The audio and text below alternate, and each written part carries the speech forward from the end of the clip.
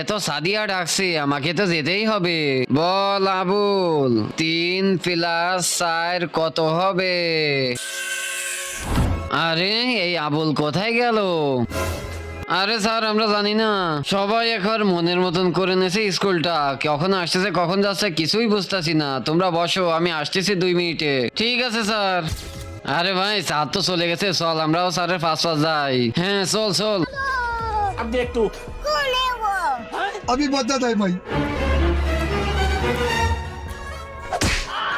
আরে বাপরে আমি বুঝতে পারছিলাম তোরা দুটো আমার ফার্স্ট আসবি, এই জন্য আমি যাইনি। তোদের তো লেখাপড়ায় কোনো মনই নেই, যা ওখানে গিয়ে বসে পড়।